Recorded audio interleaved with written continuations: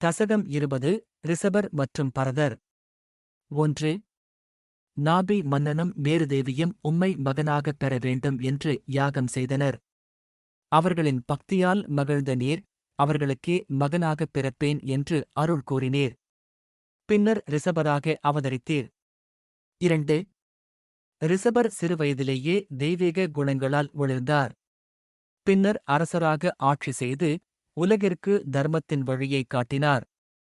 அவருக்கு 100 மகன்கள் பிறந்தனர். அவர்களில் பரதர் சிறந்தவர். 3. ரிசபர் மகன்களுக்கு உபதேசித்தார். மனிதப் பிறவி வெறும் புலன் இன்பத்திற்காக அல்ல, கடினமான தவம் செய்து மனத்தை தூய்மைப்படுத்தி பரமானந்தத்தை அடைய வேண்டும். இந்த வார்த்தைகள் உலகுக்கு நிரந்தர போதனையாக அமைந்தன. 4. அவர் அரசை பரதரிடம் ஒப்படைத்தார். பின்னர் எல்லா பற்றுகளையும் விட்டு மௌனத்துறவனாகச் சுற்றினார். உலகின் பாராட்டையும் இகழ்ச்சியையும் சமமாக ஏற்றார். 5.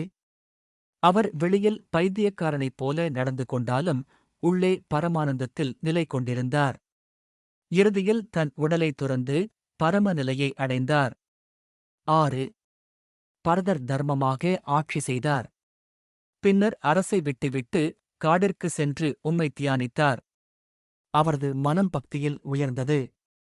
ஆனால் ஒரு நாள் தாயை இழந்த மான் குட்டியைப் பார்த்து அவன் மனம் அதில் பற்றுண்டாயிற்று.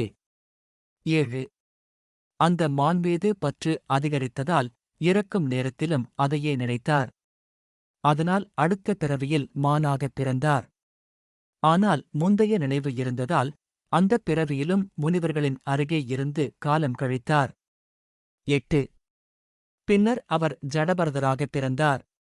உலகப் பற்றிலிருந்து தன்னை பாதுகாக்க வெளியில் அறிவில்லாதவன் போல நடந்து கொண்டார். ஆனால் உள்ளே உயர்ந்த ஞானத்தில் நிலை கொண்டிருந்தார். 9. ஒருநாள் ரகுகணன் என்ற மன்னன் அவரை பல்லக்கு சுமக்கச் செய்தான். ஜடபரதர் உயிர்களை மிதிக்காமல் மெதுவாக நடந்ததால் மன்னன் கோபித்தான். அப்போது ஜடபரதர் ஆத்ம உண்மையை அவனுக்குப் போதித்தார். 10. ரகுகணன் தன் அறியாமையை உணர்ந்து ஜடபரதரிடம் மன்னிப்பு கேட்டான்.